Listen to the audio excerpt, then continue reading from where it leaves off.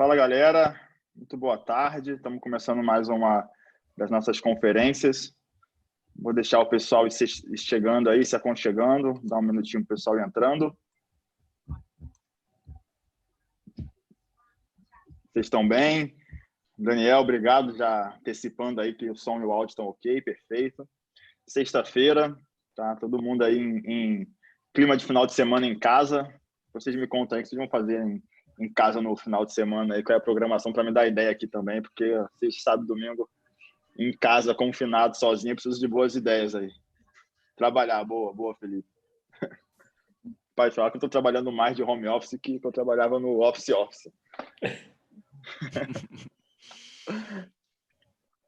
Gente, vamos lá.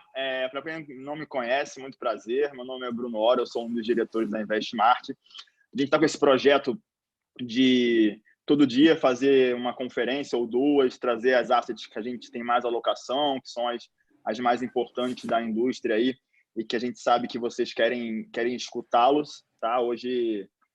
Até hoje foram 2 por dia, tá? A partir de semana que vem a gente vai fazer 1 por dia só, então fica de olho nas redes sociais, tá? Outro recado importantíssimo, tá, gente? O nosso projeto, o projeto Empreender e Apoiar, e para quem não conhece esse projeto, é o seguinte: a gente está disponibilizando toda a nossa equipe de marketing para ajudar microempreendedores e autônomos que estão sofrendo com a crise, tá? É um projeto que está lá nas nossas redes sociais, tá? Vocês podem ir lá pegar o link, podem indicar para... Peraí, que a gente não está conseguindo ouvir. Adriano, não está conseguindo ouvir? Aaron, peraí. Ué, não estou mutado. Tá ouvindo? Tá, beleza. Então, gente, voltando. O projeto Empreender e Apoiar, a gente disponibilizou nossa equipe de marketing para ajudar microempresas e autônomos que estão com dificuldade na crise. Como é que funciona? A gente está com 150 empresas inscritas e a gente está ajudando, já mandando planilha de organização financeira, dicas de marketing, dicas de vendas. A gente vai selecionar 10 projetos e para esses 10 projetos a gente vai fazer o site, vai mudar, encapar as redes sociais, preparar a empresa para vender online, tá? É a nossa contribuição aí nesse momento tão complicado. E agora aqui, fazendo as devidas apresentações, eu tenho o prazer de receber os meus amigos da 20 Partners, tá? A 20 é uma casa muito relevante na indústria brasileira de investimentos, tá? Eles tem mais de 200 fundos, estão em todas as áreas que vocês imaginarem. A gente vai falar um pouco mais de fundos imobiliários e real estate hoje, mas a 20 está muito presente na área de energia, na área de fundos de ações, fundos macro, de crédito. É uma casa bem completa e bem antiga. Tá? Hoje eu tenho aqui o Lovisotto e o Rodrigo Coelho, tá? Muito obrigado, gente, pela presença. É realmente um prazer receber vocês aqui. Eu queria começar perguntando, primeiro, como é que estão as coisas aí na 20, que a 20 é uma asset diferente, talvez, daquelas assets que são mais monoproduto. É uma asset de gente, eu sei que vocês têm muita gente, tem um quadro de funcionários bem grande. Então, eu queria saber como é que estão as coisas aí. Eu sei que vocês estão aí de home office, está todo mundo de home office. Como foi essa adaptação? Vocês puderem falar um pouquinho disso e se apresentarem, contarem um pouquinho do background de vocês, tá? Lovisotto, se você quiser começar, por favor, faça as honras aí. Bom, obrigado, Bruno. Bom, meu nome é Fernando Lovisotto, sou o CIO, responsável pelas estratégias líquidas na 20. Como o Bruno estava falando, a gente é uma asset bem relevante, a gente tem mais ou menos 36, 37 bilhões de reais sob gestão, só que não numa única estratégia. Na verdade, a gente faz gestão de 7 estratégias diferentes. Então, a parte de real estate, que o meu sócio aqui, o Coelho, vai falar. A gente tem a parte de private equity, que é bem relevante, a parte de infraestrutura, a parte de crédito, depois renda variável, multimercado, previdência e alocação, né? Então, assim, são áreas bem distintas. Nós somos 200 pessoas, 100 pessoas estão no front, que é o que a gente fala, quer dizer, que estão acompanhando os investimentos, tomando decisão de investimentos. E acho que uma das coisas que faz a gente bem, assim, únicos e completos é o fato de terem 100 pessoas tomando decisão de investimento em 7 áreas diferentes, não numa área só. Então, a troca de informação, o que uma área pode ajudar a outra, acaba sendo bem relevante, ainda mais nesses momentos de maior turbulência e de crise, né? Tá todo mundo em home office, então, desde a turma que fica em Nova York, a turma que está no Rio, a turma que está em São Paulo, tá todo mundo em home office, todo mundo se adaptando ou adaptado. mas trabalhando normalmente, né? Então, assim, a gente está organizando os comitês como sempre, vida normal, tá? Estamos operando os fundos como sempre, então as coisas têm funcionado de uma maneira bem legal. Legal. Rodrigo, se puder dar uma palavrinha, como é que está aí a área de real estate? Quiser contar um pouquinho do seu background também, a história ali, como é que você chegou até a 20, enfim, como é que você chegou nessa área de fundos imobiliários, por favor. Perfeito. Bom, boa tarde, Bruno, boa tarde a todos. Obrigado aí pelo convite, é sempre uma boa oportunidade de a gente estar podendo falar aí com todos os investidores e todos os assessores que estão à frente dos investidores para transmitir a nossa mensagem. Eu sou sócio da 20, como o Fernando comentou. Ingressei na 20 em 2012, justamente quando a 20 começou a iniciativa da área imobiliária, né? A 20 foi fundada em 2009, mas a área imobiliária teve início em 2012. E desde a época que eu entrei na área imobiliária, eu já entrei com o viés de tocar os produtos de fundos imobiliários. Naquele momento, 2012, era um momento que ainda era uma fase boa de fundos. Depois a gente passou por um período difícil, 2013, 14, 15, 16. E 2017 para cá começou uma fase, voltou a ser uma fase positiva. Atualmente a gente tem cerca de 2 bi sob gestão, 2 bi e meio sob gestão em fundo imobiliário, 2 bi dos produtos líquidos que são negociados em bolsa, tem produtos não negociados também. E acho que a iniciativa, né, a gente se propôs a ser um especialista nesse segmento de fundos imobiliários e vem tentando se destacar aí nesse segmento, que é um segmento, na nossa visão, que tem oportunidades boas quando você olha para o horizonte de médio e longo prazo, né? Aqui também na área imobiliária a gente está, assim como a 20 como um todo, de home office. Eu diria que a gente está até bastante adaptado, né? Todas as reuniões diárias que a gente tem foram mantidas. Inclusive, acho que a gente aumentou o número de interações entre as pessoas. É uma coisa saudável, isso você tem à distância, então a gente procurou ter reuniões tanto no início do dia quanto no final do dia, constantemente, todos os dias, porque a tomada de decisão, especialmente numa fase dessa um pouco mais crítica, ela é super importante e o momento é de bastante atenção e as coisas mudam numa velocidade muito rápida, né? Então você tem que estar sempre disponível para poder tomar decisão. A gente tem utilizado esses canais de ferramentas para tomada de decisão e isso tem funcionado muito bem para a gente. Perfeito, Rodrigo. A primeira pergunta, a gente estava falando uma coisa até, vou passar para o pessoal que está agora aqui, a gente está já com mais de 100 pessoas assistindo. A gente falou que agora com esse negócio de reunião ser conferência, reunião ser por vídeo, ninguém mais se atrasa, né? Porque não tem mais como colocar a culpa no trânsito, né? Agora está em casa, mas já atrasar para uma reunião é mais complicado. Mas eu tenho uma pergunta para vocês dois, antes de só dar mais um recado pessoal. Gente, já estou vendo as perguntas aparecendo no chat, tá? Usem bastante o chat. As perguntas que forem mais sobre cenário, sobre produtos em geral da 20, eu vou direcionando para o Lovisoto. E as perguntas focadas em fundos imobiliários, em real estate, eu vou direcionando para o Rodrigo. Então, podem usar o chat com as perguntas que vocês quiserem aí, que a gente vai aos poucos fazendo. Mas o que eu queria que vocês falassem, vocês que já são assim, cascudos de mercado, queria que vocês dissessem quais são as lições que vocês estão tirando desse momento aí, dessa crise. Pode ser uma lição de mercado financeiro, ou uma lição mais ali ortodoxa ou, sei lá, mais pessoal. Lovisoto, me diz aí a lição principal que você está tirando dessa crise toda aí. Na verdade, assim, como todas as crises, a lição...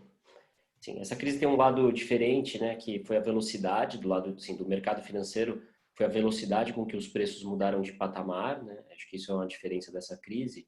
E o outro lado que é muito diferente é o lado dela envolver a saúde das pessoas, né? Tanto que fez com que todo mundo ficasse com esse distanciamento social, que é alguma coisa inédita, né? Eu acho que o aprendizado é que, na verdade, sempre os riscos vêm de onde você menos espera, e a forma que eles contaminam o mercado também a gente nunca pode subestimar, porque eles contaminam o mercado de um jeito assim muito forte, inesperado quando a crise é severa, tá?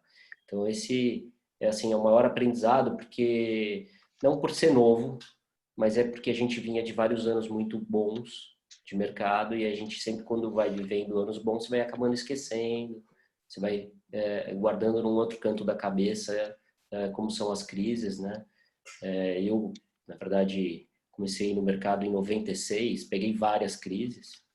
E nos últimos anos, quando você falava alguma coisa mais assim em relação à proteção, diversificação, parecia um papo meio bobo, porque o mercado vinha numa euforia grande, né? Mas é legal, assim, aspas, legal. É bom rever essa situação, porque você vê que no longo prazo é importante você estar protegido para você sobreviver, né? Não ficar fora do jogo. Perfeito, perfeito, Lovisotto.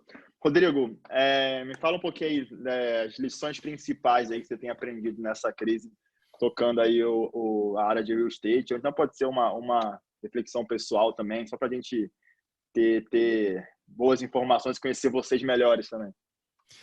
Eu acho que, como o Fernando colocou, né, acho que a gente já teve a oportunidade de ver outras crises passarem. E acho que essas crises, elas vêm e mostram algumas coisas que são bem básicas, assim, que todo mundo deveria levar em consideração, mas que, às vezes, quando você vê um cenário muito otimismo, as pessoas vão se esquecendo um pouco desses princípios, né? E só lembram deles depois que o problema já se deu, né? Então, coisas muito básicas como diversificação de investimento, como fazer uma boa alocação de capital, como você gerir os seus investimentos de uma forma com que a liquidez seja compatível com a liquidez e com a necessidade de capital de cada um dos investimentos. Isso tudo são lições que eu diria que, né, a gente não aprendeu, porque isso a gente já sabia de certa forma, mas eu acho que elas só reforçam essa necessidade, né? E aí, especialmente no segmento de fundos imobiliários, a gente viu muitas gestoras assumindo obrigações que eram maiores do que a capacidade dela de pagamento naquele curto prazo e contando com novas captações futuras, né?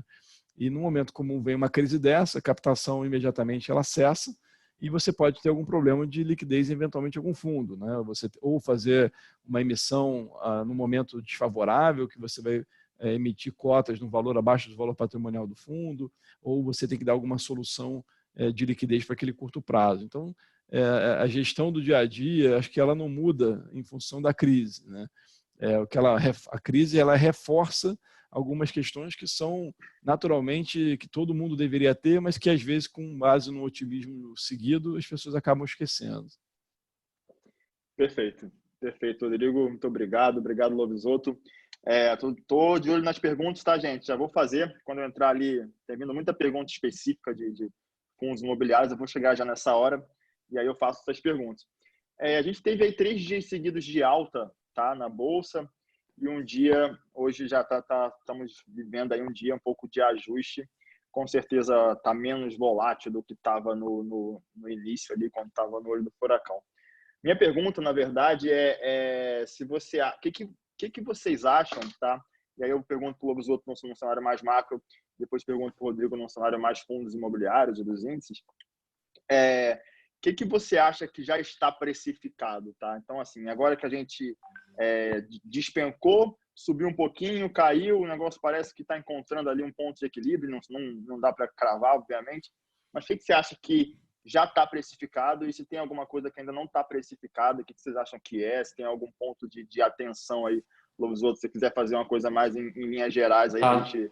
Não, tá bom. Só queria voltar um passo, Bruno, que na verdade a gente realmente está 3 dias bons, né? Que nem se falou, mas dentro de uma janela de 5 semanas terríveis. Então, assim, eu conto em semanas. A gente está na 5ª semana trabalhando com volatilidade alta, então são aquelas semanas que você acorda 2, 3 vezes à noite para ver preço, onde está, né? Então, do meu lado, que tem negociação o tempo todo, é meio tenso isso. Foi um período onde a gente viu vários circuit breaks assim seguidos. Fazia bastante tempo que isso não acontecia. Em relação ao que está precificado, é um pouco complicado de falar, na verdade. Eu acho que a gente teve essa discussão até outro dia, porque os dados, as estimativas, é muito difícil nesse momento você fazer estimativas para o que vai ser o PIB esse ano aqui no Brasil ou o que vai ser o PIB mesmo nos Estados Unidos, né? Muito complicado. Essas revisões estão sendo muito frequentes, então você vê que tem desde 0 até -5, então muito provavelmente a gente lá que hoje em dia tem um -2, provavelmente está mais para rever para baixo do que para cima, tá? Em relação ao PIB de 2020 aqui no Brasil. Então, assim, é muito complicado falar que aquele nível de 60 mil, que foi a mínima onde chegou, né, na Bolsa, já refletia um PIB de -3, -4. Muito complicado.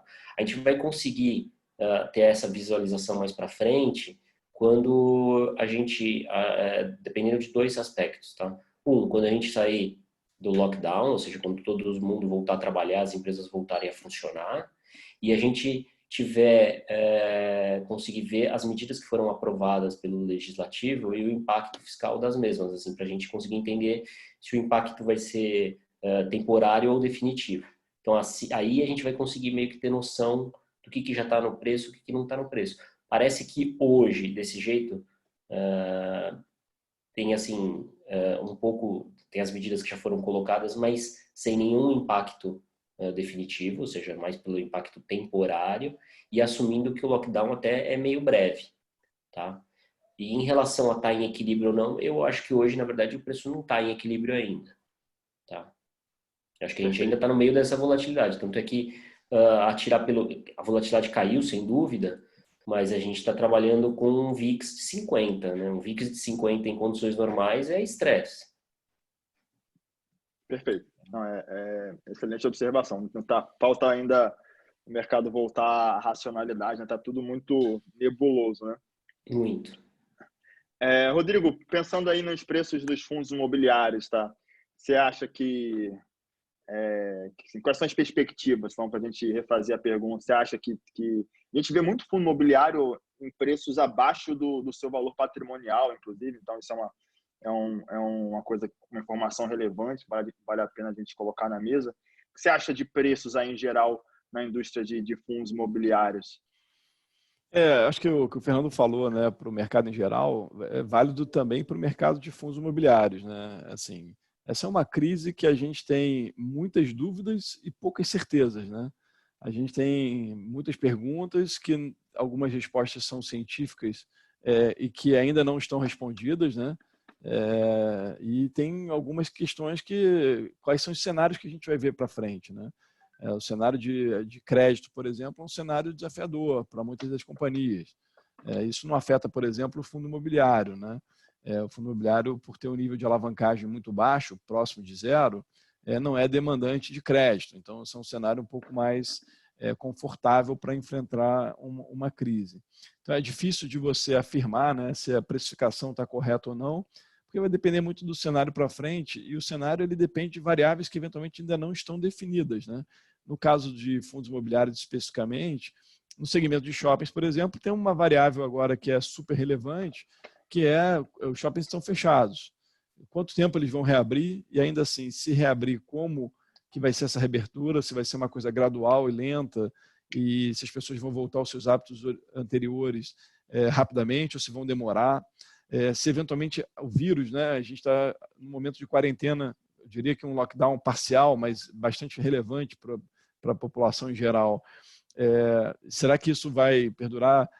Quanto tempo? E será que o vírus, nesse momento, a gente vai conseguir ter achatado a curva, mas depois que a gente voltar à normalidade, será que a contaminação do vírus não vai voltar a subir de novo e a gente vai ter que, de repente, ter um segundo momento de lockdown? Essas perguntas são difíceis de você ter uma resposta para elas, e o impacto em preços podem ser relevantes, né? Claro que quando você vê o início da crise, eu acho que teve um movimento irracional, especialmente quando se diz respeito a fundos imobiliários, que é diferente de uma companhia, de uma ação em bolsa, né? Em especial pela situação de alavancagem. Os fundos imobiliários não têm, como eu falei, uma alavancagem relevante, pelo contrário. Então, eles não estão sujeitos a quebrar do dia para a noite.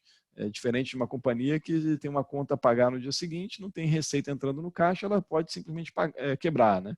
No caso dos nossos fundos imobiliários da 20, o fundo que tem a menor quantidade de caixa, que é o Vino 11, o 20 Office, ele suporta 5 anos de pagamentos das obrigações que ele tem contraídas atualmente. Então, se você ficar 5 anos aqui no cenário ruim, você vai conseguir ainda pagar suas obrigações sem necessidade de capital. Na ponta oposta, o VISC 11 ele pode ficar sem receber nenhuma receita de nenhum dos shoppings, com caixa dele que ele aguenta 20 anos. Então, é um cenário que realmente é bastante confortável. E se tem uma coisa da crise que a gente sabe, é que ela vai passar. A gente só não sabe como a gente vai sair dela, em quanto tempo a gente vai sair dela.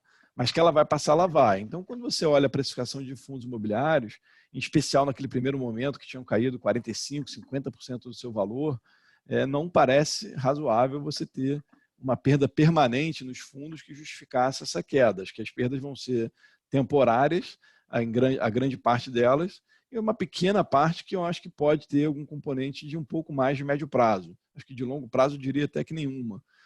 Mas de médio prazo pode ter alguma. Por exemplo, se você aumentar a vacância em shopping, você vai demorar um pouco mais para você recuperar isso, vai depender de uma atividade econômica mais forte no futuro. Mas isso tudo são variáveis que são difíceis, né? Você não tem resposta para elas, então é difícil você fazer uma afirmação agora, olha, compra porque está barato ou vende porque está caro. Depende do cenário, depende de coisas que a gente está fora do nosso alcance, do nosso controle, e acho que do conhecimento de cada um, né? Então você pode ter opiniões, mas é um momento que, de qualquer forma, acho que é um momento de muita cautela. Eu acho que aqueles que não, que têm posições, eu acho que não é o momento de vender. Aqueles que não estão posicionados, pode ser um momento para dar um primeiro passo, mas eventualmente não faria uma alocação integral, mas sempre respeitando aqueles princípios básicos, né? Diversificação, acho que é o primeiro ponto. Escolhe bem classes de ativos diferentes, não concentra nem tudo em imobiliário de forma alguma, e dentro do segmento imobiliário você fazer diversificação entre os fundos. Tudo isso acho que é saudável para o investidor em geral.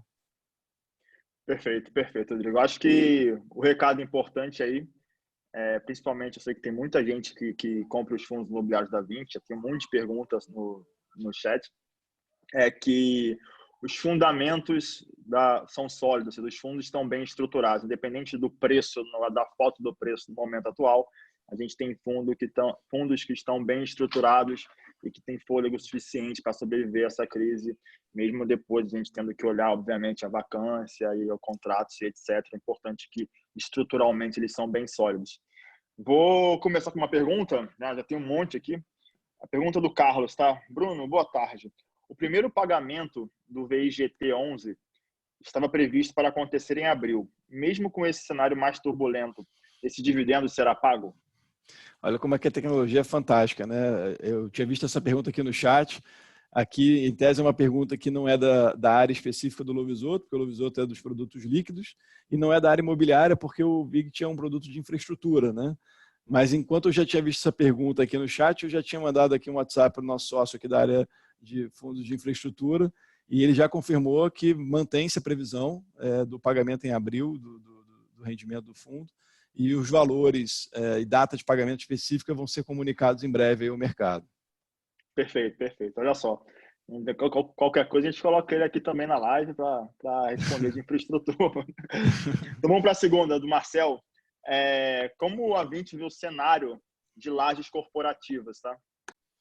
Eu acho que pré-crise, né, pré-coronavírus, o cenário talvez fosse o segmento mais forte do segmento imobiliário nesse momento. Era o segmento que vinha com menor quantidade de novas ofertas de espaços de lajes corporativas, quando você olha o principal mercado, que é o mercado de São Paulo, e a demanda vinha muito crescente por conta de demanda vinda das empresas que estavam expandindo, né?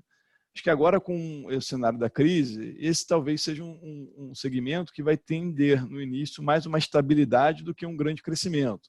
Acho que as empresas, de certa forma, vão frear os seus planos de expansão. Isso, então, vai diminuir um pouco a demanda potencial por novos ativos. Mas eu ainda acho que é um cenário, olhando para o médio prazo, ainda é um cenário positivo, porque quando você vai projetar as novas entregas de empreendimentos de lajes corporativos, ela é muito pequena, vis-à-vis uma demanda normal que se tem por escritório crescente nessas regiões. Então, olhando para o médio prazo, né, de novo, acho que olhar o curto prazo aqui vai ser difícil de fazer uma análise precisa, mas olhando para o médio prazo e longo prazo, parece um bom segmento para fazer apostas dentro de fundo imobiliário. Perfeito.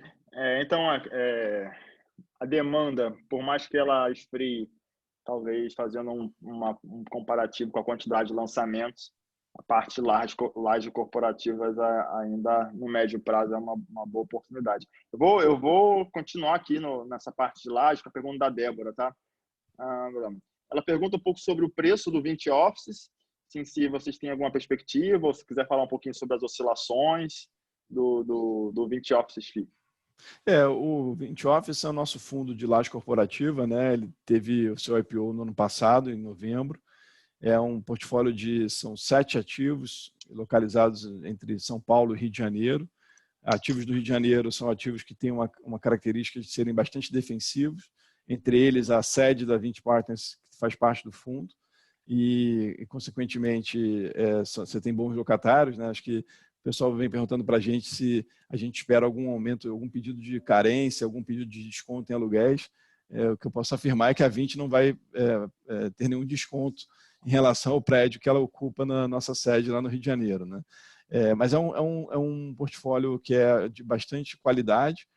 Nesses prédios do Rio de Janeiro você tem contratos atípicos, em grande parte deles. O próprio contrato com a Vinci é um contrato atípico, de longo prazo. Você tem um escritório com um prédio com um contrato com um escritório de advocacia também, também um segmento bastante bom, e o outro no segmento de saúde. Então, o Rio de Janeiro está super bem protegido. Nossos empreendimentos em São Paulo, você tem algumas características diferentes. Entre eles, você tem são 5 ativos em São Paulo atualmente, em que a gente tem uma componente de quase 20% locado para WeWork, né, que é um ambiente compartilhado de escritórios, em que os contratos que a gente tem, eles são contratos muito bons, porque embora eles sejam contratos típicos, as multas rescisórias, caso queira ser rescindido, são multas bastante elevadas. São multas que, se forem exercidas, são valores que a gente teria um resultado extraordinário fantástico, porque o acordo com eles incluía fazer uma reforma da área deles, e se eles saíssem antes do tempo, eles teriam que pagar toda essa reforma que o empreendedor original, na verdade, tinha feito para eles. Então, é um portfólio bem resiliente, de qualidade, com bons locatários, com uma componente de contrato atípico bastante boa, o que protege naturalmente os prédios, e uma condição de liquidez também bastante confortável, né? A gente tem 14 milhões de obrigações para os próximos 12 meses e tem 60 milhões de caixa. Então, esse é um fundo que, como eu falei, ele suporta aí 5 anos sem necessidade de capital para ele, e tem bons locatários com uma boa qualidade dos ativos, que é o mais importante nesse momento. Perfeito. Já respondeu de quero uma pergunta que estavam perguntando sobre justamente sobre o Vino e o contrato com o WeWork. Então, a gente já sabe que é um contrato atípico, eficiente, inclusive com uma multa que dá uma segurança aí para o fundo. E, enfim, as oscilações de preço são, óbvio, são impactos de curto prazo, como o Rodrigo bem falou, pouca racionalidade, tá? E no final acho que abre muito mais boas oportunidades do que qualquer preocupação com a saúde do fundo. E eu até, Bruno, se você me permitir complementar, a gente fez, na data de ontem, a gente soltou um relatório extraordinário e a gente fez uma consolidação dos nossos 3 fundos imobiliários, né? O Vinci Office, que é o Vino, o Vinci Logística, que é o VILG, e o Vinci Shoppings, que é o VISC.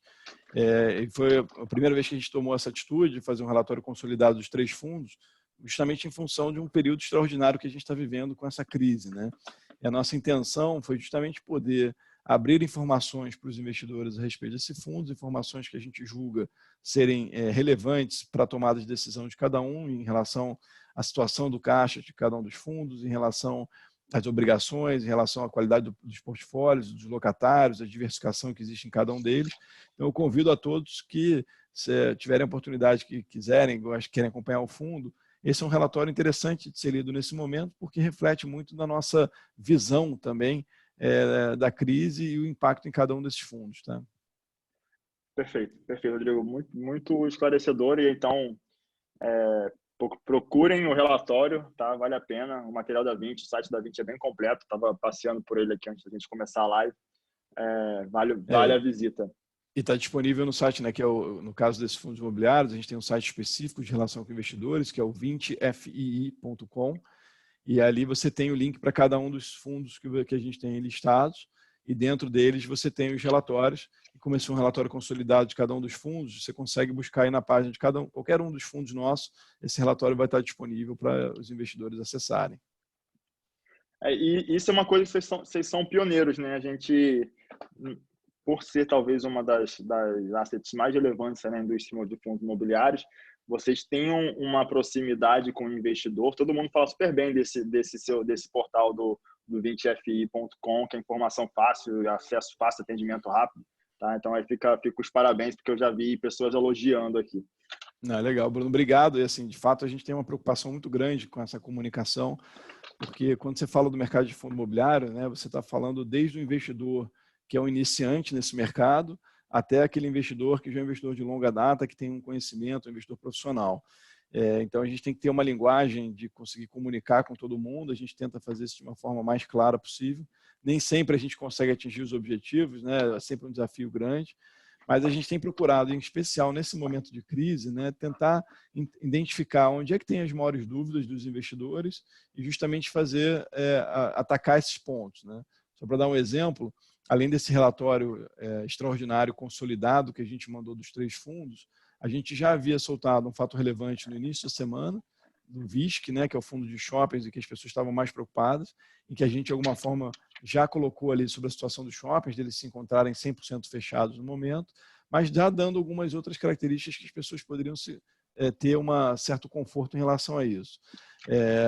E depois, logo em seguida, a gente entendeu que valia a pena a gente antecipar um movimento sobre explicar a nossa política de rendimentos desse próximo mês, agora de março, que vai ser formalmente anunciado no dia 31 de março, mas a gente resolveu antecipar o que seria o formato da distribuição, né? Porque tiveram alguns fundos de shoppings no mercado que anunciaram que iriam suspender o pagamento de rendimentos. E muita gente nos perguntou se seria esse o nosso caminho. Então, para evitar um ruído, a gente já tinha um posicionamento a respeito disso, tomou a decisão de anunciar publicamente qual que é esse rendimento, que na realidade qual é a política, né, desse rendimento, que a gente basicamente fez um racional por trás. A gente achou que, por bem, os investidores que investem em fundo imobiliário estão esperando um rendimento e muitas vezes tem esse rendimento comprometido para pagar alguma despesa própria, etc. Então, por mais que se espere que os shoppings tenham um resultado menor, dada a situação específica do nosso fundo, a gente poderia anunciar um rendimento nesse mês, a gente não precisaria cancelar o rendimento. Então, a gente optou por fazer uma metodologia que foi baseada em pegar a cota patrimonial no fundo e fazer uma aplicação como se fosse de um CDI, 100% do CDI sobre essa cota, líquido de imposto de renda para o investidor pessoa física. É o equivalente ao investidor que tivesse comprado no mês anterior, né, no dia 28 de março, comprado uma cota pelo valor patrimonial, que hoje está acima do valor de mercado, aplicado o CDI, então o investidor teria tido esse rendimento que vai dar entre 28 e 30 centavos por cota nesse mês. E aí a gente vai reavaliar mês a mês, olhando para frente, e dependendo de como é que o cenário for se comportando, a gente vai alterando essa política, seja aumentando ou reduzindo esses rendimentos conforme o tempo for passando. Notícia muito importante, muito relevante aí, então, que o VISC está com essa estratégia de ir ponderando ali para não prejudicar o investidor. Muito legal, interessante. Tem a pergunta para o Lovisotto agora, é uma pauta que indiretamente afeta os preços do fundo imobiliário, mas é um pouco mais ali da área dele. Lovisotto, a gente está vendo, na verdade, projeções ali, pelo menos no mercado financeiro em si, de juros a 2 dígitos, né, no ano que vem. A curva de juros, ela realmente deu uma... Ela ficou um pouquinho mais reta. O que vocês têm assim, de visão aí da Vinci como um todo sobre essa Selic essa curva de juros que mudou um pouquinho de direção e talvez tenha de forma exagerada, e isso com certeza é um dos fatores de impacto de curto prazo nos preços das cotas. E eu tenho também aqui, eu sei que o pessoal do multimercado não está aqui, mas tem elogios aí elogios ao Vinci Atlas, tá? Perguntando um pouquinho o que está acontecendo lá dentro, que eles estão passando super bem por essa crise. Se puder, não sei se essa informação do Atlas você tem, mas se puder comentar Eu sou responsável pelo Atlas também. Então tá em casa. A gente resolve tudo. Não, deixa eu falar, assim, quando acho que uma das fases da crise que foi bem aguda foi esse processo todo de desalavancagem, né, de aversão a risco, tanto do lado do exterior quanto aqui dentro, que fez com que as pessoas saíssem liquidando tudo que tinha liquidez e tudo que eles conseguissem vender, né, a mercado. Então a gente viu um processo que foi isso que o Coelho estava falando dos fundos imobiliários quando teve aquela venda exagerada. No mercado de renda fixa foi o pessoal liquidando as posições mais longas e encurtando as posições. No mercado de bolsa foi o pessoal liquidando vários papéis e a gente consegue até, sim, ver algumas posições que foram realmente liquidadas, né, pelo valor que elas caíram e quanto elas caíram e a velocidade. Então, assim, na curva de juros, eu acho que essa inclinação é um misto de dois fatores, né? Um misto desse processo de encurtamento das apostas, redução das apostas, né, que fez com que os investidores saíssem da ponta longa e viessem para a ponta curta, e um pouco dessa incerteza em relação a como vai ficar o país depois dessas medidas todas que vão ser tomadas do lado fiscal. Então a curva realmente tem muito prêmio, tá? O que a gente consegue enxergar lá é que tem um prêmio que parece realmente exagerado, mas que a gente acha que ainda, por exemplo, não é a hora da gente colocar a mão do lado da curva de juros nominal. Do lado da curva de juros real, aí a gente fica um pouco mais confortável, porque a gente acha que o país vai ter que caminhar, ou por bem ou por mal, por uma curva com menor juro real, tá? Então aí sim, você vê que teve demanda pelos papéis mais longos, as B50, os institucionais do 4,70 para cima foram comprando tudo e ainda estão comprando. Você vê no lado intermediário ali o papel a B25, por exemplo, com uma taxa que para carregar 4 anos é excelente, pode ser que ainda você tenha algum ganho de capital bem significativo com tudo melhorando, e o processo todo vai passar por uma redução da taxa de juro real, tá? Em relação ao Atlas, o que acontece é o seguinte, quer dizer, eu posso generalizar em relação a todos os fundos assim, multimercados, até os de renda variável, a gente na verdade foi muito disciplinado. Eu acho que essa disciplina em relação a quando a gente enxergou em fevereiro o mercado já não reagindo muito bem, quando a gente voltou ali do carnaval com aquela bolsa caindo muito, a gente foi fazendo duas movimentações, tá? Uma foi a de redução de risco, então redução do tamanho das posições, principalmente em renda variável. Em renda variável, o Atlas é um fundo multimercado meio diferente do que tem por aí, porque a gente faz muito stock picking, então é uma carteira de bolsa que não é só beta, a gente não vai ficar comprado em índice ou em BOVA, ou vendido em índice e vendido em BOVA, a gente não é kit Brasil, vai. Então a gente vai no micro, a gente foi reduzindo essas exposições em renda variável e a outros mercados que tinham um pouco mais de risco. E a gente foi aumentando as posições assim que a gente tinha de proteção. A gente tinha uma call de dólar strike 4,40, que ajudou a gente bastante, e deu tempo da gente comprar algumas puts de S&P. Então a gente comprou umas puts de S&P strike 2.900, depois 2.700, que acabaram protegendo bem, na verdade, as nossas posições. Então esse misto de disciplina em relação ao risco e redução das exposições e aumento das proteções fez com que a gente não tivesse nenhum tipo de aumento de volatilidade, pelo contrário, até acho que o fundo deve ser um dos poucos fundos que a volatilidade caiu ao longo do ano, né? E um dos poucos fundos que tem retorno positivo no ano, né? Para um fundo que trabalha com volatilidade de 6 a 8, a gente está com retorno perto de 3% positivo nesse ano, né? Agora, a discussão que acho que é legal a gente ter, assim, quando que a gente vai voltar a tomar mais risco, né? E as oportunidades. A gente está vendo várias oportunidades, né? Tanto no mercado... Esse é o lado bom de você ser disciplinado e passar por uma crise. É que aí você consegue permanecer no jogo e continuar jogando. E aí, dali para frente, você, poxa, pesca de peneira, né? Tem um monte de coisa para fazer. Então, o que a gente está esperando é só um momento aí onde o mercado dê um pouco mais de clareza para a gente, de como que as coisas vão andar, porque provavelmente a gente consegue se aproveitar tanto dos prêmios que tem no mercado de juros quanto no mercado de renda variável. Perfeito. Então, um dever de casa bem feito aí, respondendo a pergunta do Atlas. Boa estratégia de proteção, stock picking e antecipar aí. Mais que um dever de casa bem feito, Bruno, desculpa, assim, é um processo robusto. Perfeito. Perfeito e melhor explicado. Você tem ali, nas oportunidades que a Vinci está vendo hoje, tem algum local específico? Quer dizer, você já falou um pouquinho que abriu o spread, então talvez aí a NTNB longa com prêmios acima de 4,70 é uma coisa que o institucional vê com bons olhos. Fora isso, tem algum outro setor ou tipo de investimento que vocês já estão um pouquinho mais com a lupa que você quer abrir para a gente? Na verdade, tem na curva de juro real, eu falei, na curva de juro nominal também tem vários forwards ali que, se o mercado tivesse um pouco mais calmo, a gente estaria aproveitando para estar aplicado, tá? Tem vários prazos da curva que são bem interessantes para a gente montar posições, tá? Na parte de renda variável, a gente tem seguido alguns critérios, né, que em geral são 3 ou 4, quer dizer, temos olhado a empresa com balanço tranquilo, que não tem tanta alavancagem. Estamos olhando empresa que tem uma demanda mais assim perene pelos seus serviços, pelos seus produtos, né?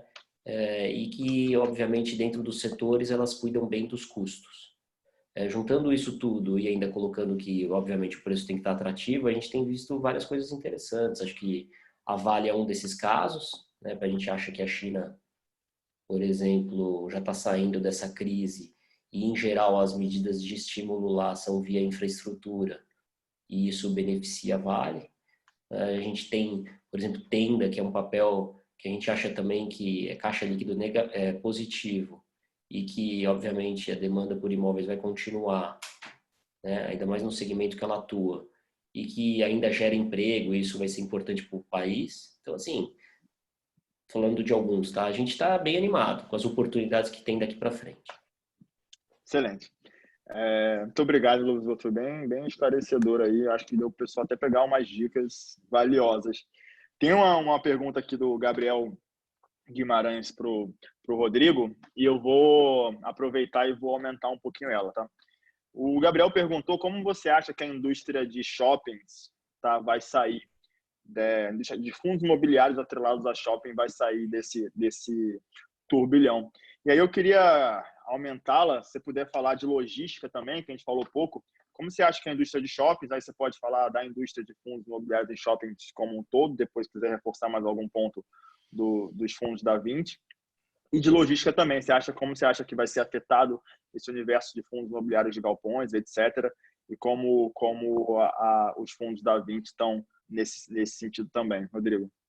Quando começou a crise, né, a gente até internamente aqui dentro da 20 começou a se questionar se essa queda abrupta dos preços poderia de alguma forma prejudicar o mercado de fundos imobiliários daqui para frente, né? Porque quando você olha de talvez 3 anos para cá, né, que foi uma retomada desse mercado de fundos imobiliários aqui no Brasil, depois de um longo período aí que os fundos ficaram sem possibilidade de captação, teve muito investidor novo entrando, investidores que estavam sempre ganhando, então eles compravam cotas, as cotas valorizavam, compravam mais, valorizavam mais, isso tinha um efeito assim, positivo, vamos dizer assim, que as pessoas cada vez se entusiasmavam mais e compravam.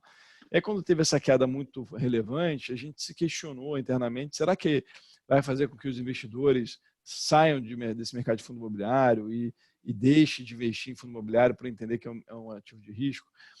Eu acho que, minha opinião pessoal é que não.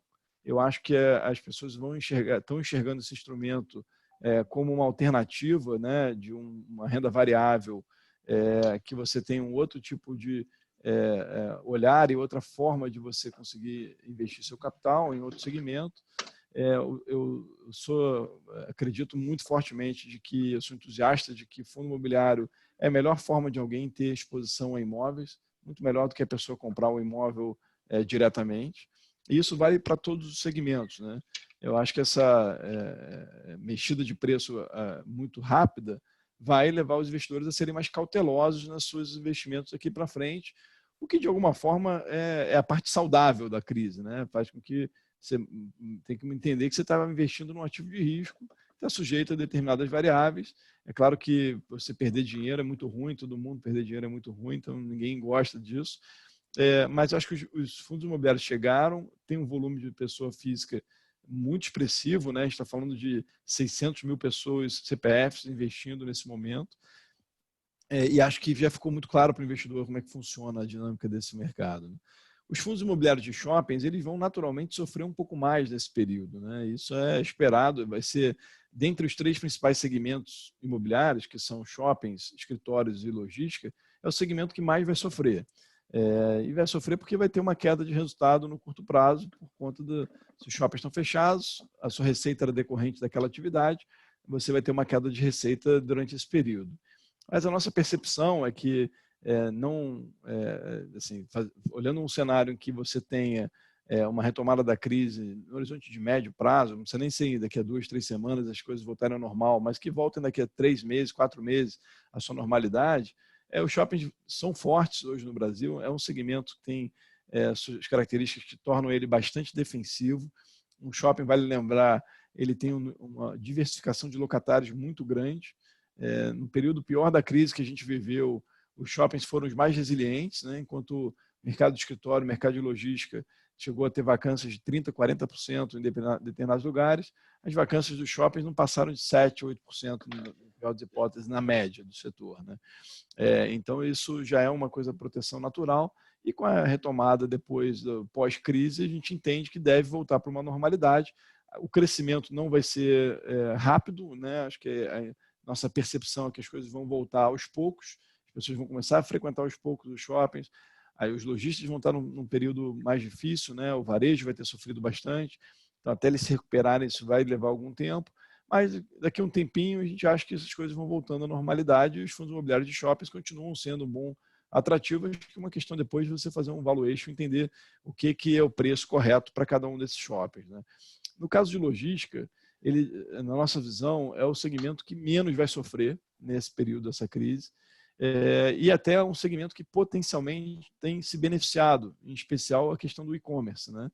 Porque o que na nossa percepção aconteceu é que as pessoas foram forçadas a aderirem ao e-commerce. Isso fez um movimento que já seria naturalmente esperado um pouco mais para frente, acelerar o movimento, porque à medida que as pessoas estão em casa e precisam fazer compra no supermercado pela internet, elas baixam o aplicativo, entendem como é que tem que ser feito. A necessidade, ela gera um efeito de você criar um aprendizado que isso eu acho que não volta atrás, né? Depois que a pessoa entender o conforto que ela tem de comprar dentro da sua casa, ela só vai querer voltar ao hábito anterior se for por uma questão de ter uma experiência de consumo diferenciada, né? Você quer no supermercado, quer olhar o produto, você quer ver que marketing que tem e tudo mais. Isso vale para outras coisas de e-commerce também, né? Então, esse segmento de logística, ele nesse momento, ele acaba sendo mais defensivo, não é à toa que os fundos de logística foram os que melhor performaram, se é que dá para falar que teve uma melhor performance, né? Mas foram os que menos caíram nesse período, e a retomada deles nas últimas 1 semana e meia tem sido a mais rápida entre todos os segmentos, né? É claro que é importante que o investidor entenda, né, que o fundo imobiliário não é sócio da operação logística, né? Então ele não vai ser, se os empreendedores de logística, né, ganharem muito dinheiro porque eles estão agora fornecendo em maior escala os seus serviços, o fundo imobiliário não vai ter um ganho direto em relação a isso. É diferente do segmento de shoppings, em que o shopping tem um percentual das vendas do lojista, né? Então, consequentemente, a gente acha que o segmento de logística também vai sofrer, já está sofrendo, e a gente vê isso nos preços dos fundos de logística, mas o fundamento dele, no curto prazo, é melhor e, portanto, deveria sofrer menos do que os demais fundos. Isso aconteceu na prática, né? Tá. Rodrigo, excelente, tá? Muito obrigado. Vou pegar um gancho desse finalzinho da sua resposta, falando aqui, acho que tem várias perguntas sobre isso, sobre volatilidade, sobre o preço.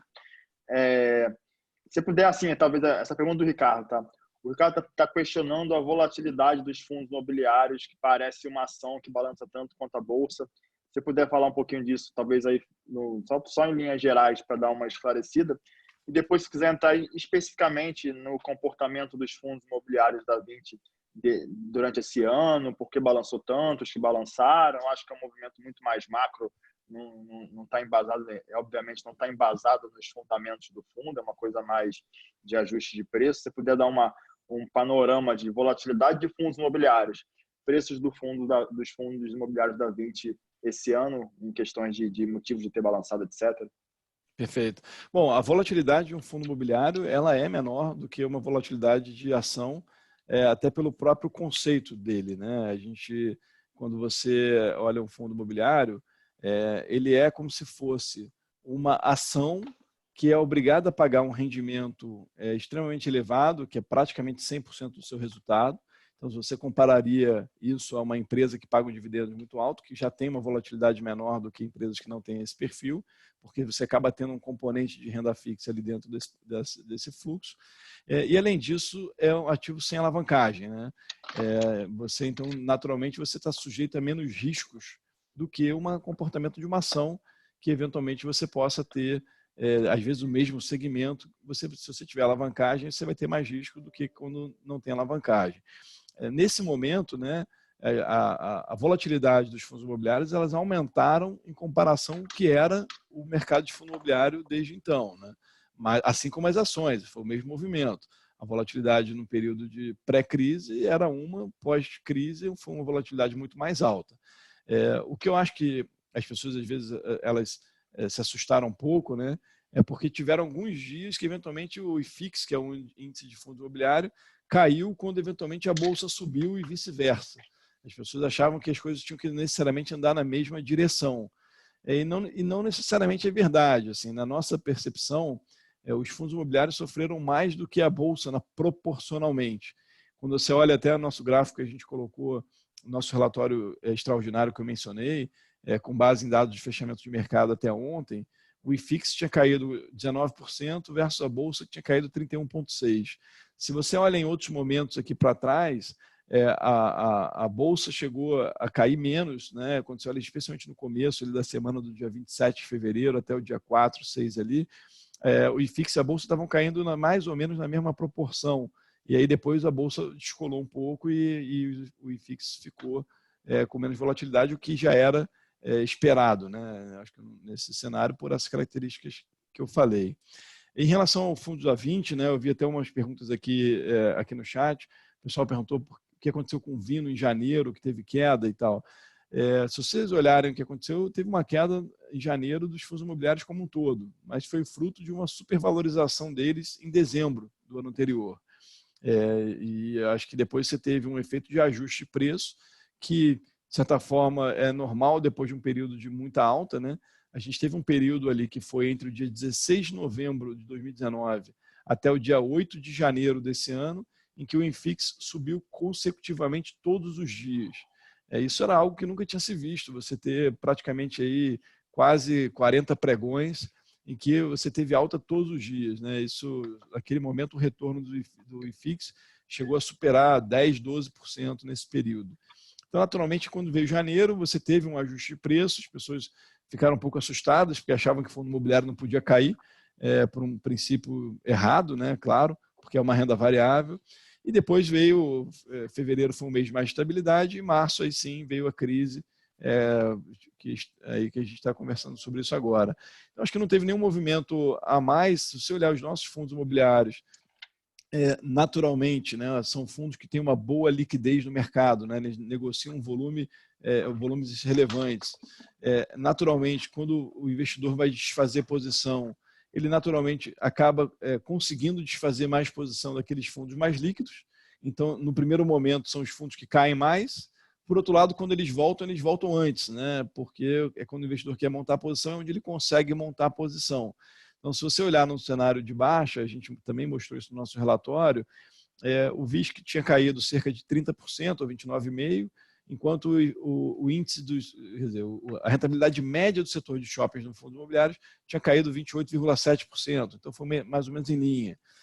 O Vino tinha caído 25%, enquanto a rentabilidade da média do segmento de escritório tinha caído 22%. E o VILG foi o único que performou acima da média do setor, em que ele caiu 22 contra 26 do segmento de logística. Eu acho que no Vino teve uma percepção errada de alguns investidores, em especial essa questão de você olhar para o segmento de coworking, né, como uma coisa de risco, e como esse fundo tinha um componente de coworking, as pessoas acharam que as pessoas vão ficar em casa, não vão trabalhar, então, consequentemente, você não vai receber o aluguel, o que não é verdade.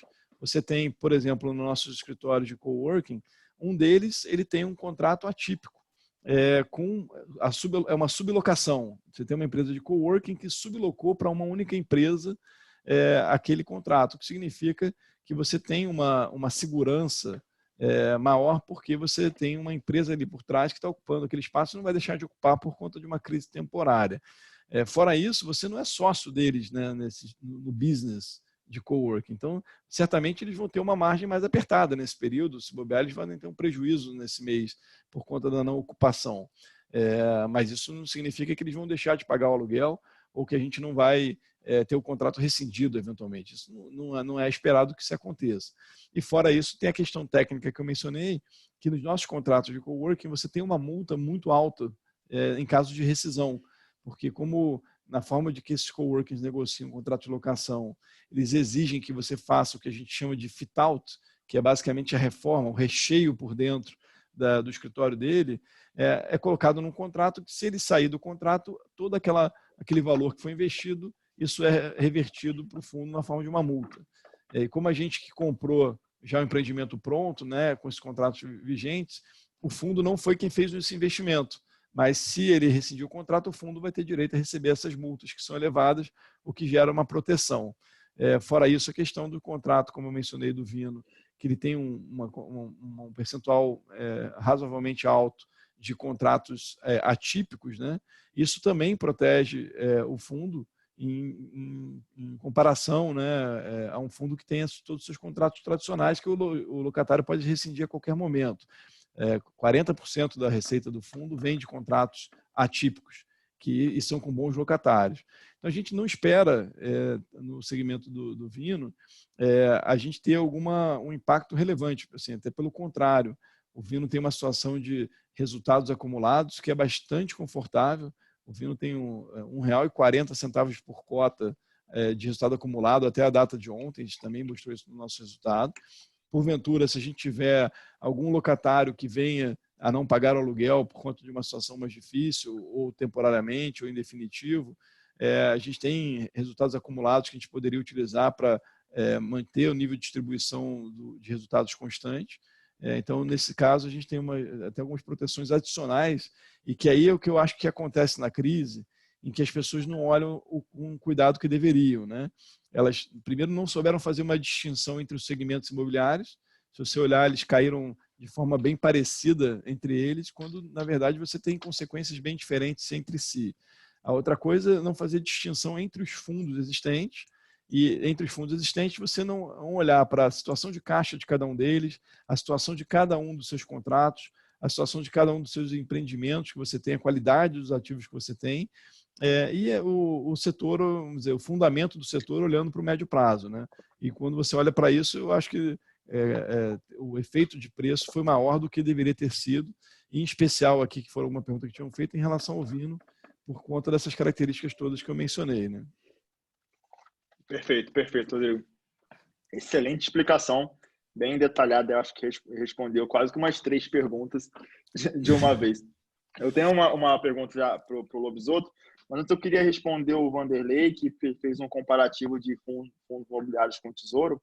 Na verdade, Vanderlei, assim, se a gente considerar aí risco, retorno, é óbvio que o Tesouro, no nosso universo de mercado financeiro, é o investimento mais seguro que há.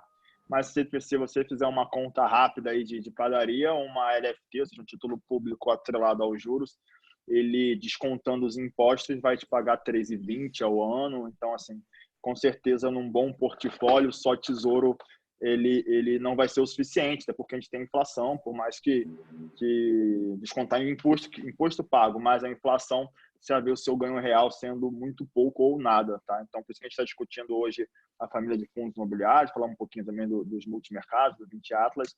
A ideia é que quanto mais diversificado, mais forte é seu portfólio versus tempestades como essas, tá? Lobisotto, a gente está chegando aqui no finalzinho, mas eu tinha uma pergunta.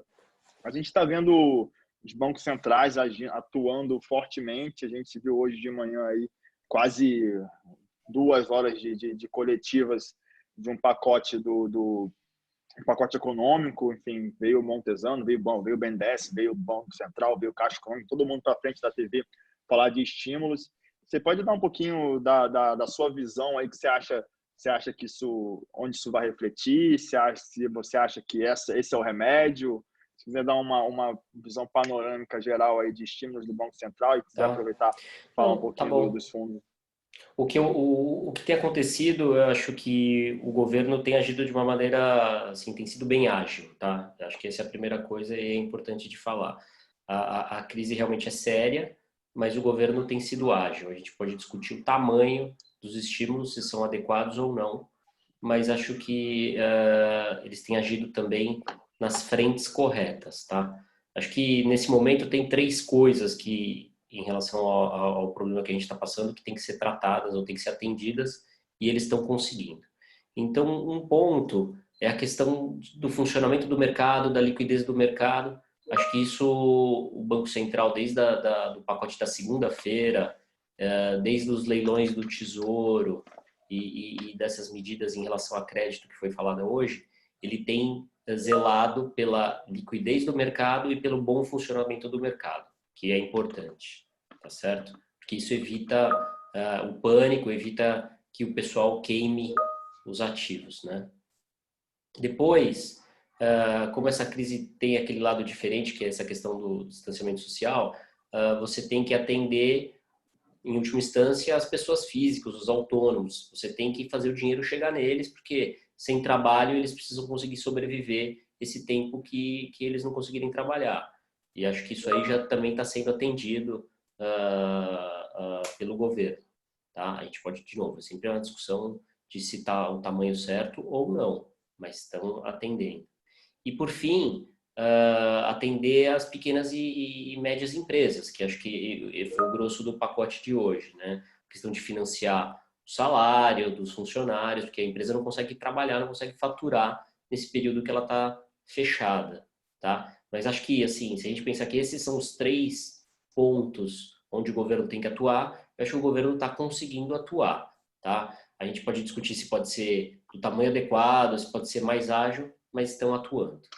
E, e eu acho que está sendo, do meu ponto de vista, até ágil, tá, o governo. Isso aí vai ser importante, na verdade, para a gente tentar atravessar essa crise sem passar por um evento de crédito muito severo, sem passar por um mercado que encolha, porque a gente quer que o Brasil cresça, né? A gente tem que crescer lá na frente, isso que é importante. Então, sem essas medidas, provavelmente a gente vai chegar lá na frente manco, né? Desse jeito, a gente tem a chance de chegar lá na frente e conseguir voltar ao crescimento de uma maneira mais rápida, tá? É por isso que a gente acha que a oportunidade é boa, tá? Como eu falei anteriormente.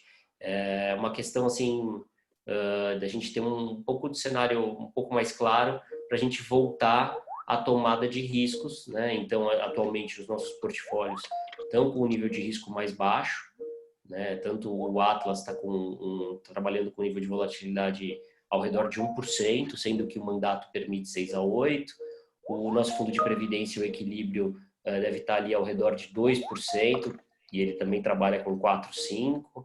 Os fundos de ações estão com mais ou menos 10% de caixa, que é assim, uma capacidade que a gente tem para pôr o dinheiro ainda para trabalhar no momento adequado. Então, a gente está um pouco mais conservador e esperando esse cenário ficar um pouco mais claro para a gente se aproveitar dessas oportunidades que a gente está vendo. Perfeito, perfeito, Lovisoto. É sensacional. Gente, os fundos da Vinci, eles estão na plataforma XP, tá? Os fundos imobiliários negociados em bolsa também. Então, se você não tiver um assessor de investimentos, ou se você tem dúvida ou quer saber um pouquinho mais no detalhe sobre como alocar nos fundos da Vinci, a gente falou super bem aqui do Atlas, falou dos fundos de shopping, falou dos fundos de logística, de lajes corporativas. Tem mais o portfólio da Vinci é bem completo, tá? Pode procurar o seu assessor lá na InvestSmart, que ele vai te ajudar a encontrar, direcionar, talvez tirar uma dúvida pontual ou outra. O pessoal da Vinci também tem as portas abertas, estão todos aqui assistindo, então se tiver alguma dúvida mais específica, a gente vai fazer a ponte. É bem importante que vocês conheçam casas que são as mais importantes do mercado, que já tem experiência, já tem casca para passar passar por momentos como esse, tá? E eu queria aproveitar aí para agradecer a galera que está vendo. Eu tenho ainda mais, não acabou, gente. Vou pedir, eu sempre peço no final, Rodrigo e Lovisoto, para o pessoal, para vocês darem uma dica aí, uma palavra de encerramento ali, quase que uma dica otimista. Daqui a pouco eu vou pedir para vocês falarem para a galera. Queria agradecer o pessoal do Fundos Imobiliários e FII, que está aí também, do Instagram, que eu já vi, todo mundo também da imprensa, a galera que está assistindo, foi bem legal. A gente vai continuar semana que vem. Mas vamos para as mensagens aí. Eu queria muito que, Rodrigo, você pudesse dar uma dica para o investidor aí para como se comportar, como passar por isso, e uma mensagem de encerramento, se você quiser falar um pouco aí mais da indústria de fundos imobiliários, por favor, depois eu peço para o Lobisotto complementar. Tá joia. Bom, Bruno, obrigado pelo convite. Foi um prazer ter falado aqui para todos vocês. Espero que vocês tenham gostado. Acho que a mensagem final aqui que eu gostaria de passar é muito simples até. Assim, acho que não é para ter pânico, não é para ter nenhum tipo de atitude sem pensar. Acho que um momento de crise é justamente o contrário, é o momento que você tem que tentar ser o mais racional possível. A crise, ela é de fato relevante, é uma crise sem precedentes, é uma crise que afeta a economia mundial como um todo, afeta todas as pessoas, mas a gente sabe, por outro lado, que ela vai passar. Isso é fato, a humanidade vai sobreviver a essa crise. Felizmente, é uma doença que tem um grau de letalidade muito baixa, né? Então, a questão simplesmente que a gente está sendo aprisionado em casa é por uma questão do sistema de saúde não suportar o atendimento a essas pessoas que estiverem infectadas, e aí, consequentemente, você ter um caos, vamos dizer assim, no sistema de saúde, mas do ponto de vista da crise em si, a gente sabe que ela vai passar. Então, as coisas têm que ser com muita parcimônia nesse momento, as pessoas têm que ter muita tranquilidade sobre isso. Aqueles que têm posições que tenham montados, claro que vale reavaliar para saber se as posições que você montou, os fundamentos continuam válidos, mas em relação, por exemplo, a fundo imobiliário, não me parece nesses preços que estão agora que faça sentido ninguém realizar e sair, deixar de investir no fundo. Aqueles que tiverem capital e forem investir, se forem investir, tomar cuidado, olhar para o fundamento, entender o segmento de atuação, entender quem é o gestor, entender quem é o portfólio, qualidade dos locatários, as características específicas de cada fundo. Tomar cuidado muito com a questão da situação de caixa de cada um dos fundos de investimento que estiverem sendo investidos, porque a gente sabe que o horizonte de captação vai ser mais difícil para fundo imobiliário no momento, então quem estiver precisando de caixa vai ter mais dificuldade. Então, olhar para aqueles fundos que estão mais confortáveis nesse sentido vai ser uma proteção natural. E sempre montando uma carteira diversificada, não só dentro de fundo imobiliário, mas olhando para tudo, olhando para renda fixa, olhando para multimercado, olhando para ações, sua carteira tem que ser vista na forma como um todo e se ela está compatível com o seu plano de vida, com a sua situação, com o seu conhecimento, com a sua necessidade de capital. Fazendo isso, eu acho que as pessoas vão passar por essa crise e, se Deus quiser, daqui a pouco a gente vai estar olhando para o retrovisor e as pessoas vão estar mais tranquilas e as coisas vão estar voltando à sua normalidade. Perfeito, Rodrigo. Muito obrigado, viu? Foi um privilégio a gente receber essa aula de fundos imobiliários. Lobisotto, uma mensagem final aí para a galera, com uma dica, uma mensagem otimista aí, com dica daqui para frente, se você puder dar aí, vai ser muito legal. Eu queria reforçar assim, tudo que o Rodrigo disse, que eu concordo integralmente. Eu acredito muito quando o indivíduo faz os investimentos, eu acredito muito na questão do planejamento, né? E assim, em se manter dentro do que foi planejado. Acho que isso aí é o que vai responder no longo prazo pelo sucesso, tá? Tem que tomar cuidado para, numa hora como essa, não sair desfazendo as coisas que foram feitas, tá? Então, assim, é melhor você se manter dentro do planejado, usar essa hora para rebalancear a carteira. Então, em geral, nessas horas, os ativos de risco são os que mais caíram e provavelmente, se você rebalancear a carteira nessas horas, é a hora que você vai se aproveitar de retornos assim extraordinários que provavelmente a gente vai coletar daqui para frente, tá? Esses rebalanceamentos, em geral, eles agregam na carteira 1 a 2% ao ano. Então, assim, é bem significativo quando você compõe num período longo isso, tá? E assim, assim, não é uma dica, porque eu não sei dar dica, eu já talvez isso aí não consigo ajudar muito com dica, mas queria dizer para o investidor que esses momentos ocorrem para a pessoa tentar manter a cabeça tranquila, porque o pior que pode acontecer é a pessoa ficar nervosa e tomar decisões num ambiente assim que ela não está com a cabeça muito calma, tá? E seguir em frente dentro do planejado que ela planejou com o assessor dela. Perfeito, gente. Muito obrigado, viu? Foi um prazer recebê-los. A gente vai colocar no YouTube, tá? Essa live, o pessoal que perdeu o iniciozinho, ou o pessoal que quiser mandar para alguém. Daqui a pouco fica de olho nas redes sociais aí que a gente coloca. Uma boa sexta a todos, um bom final de semana em casa e um grande abraço, gente. Valeu.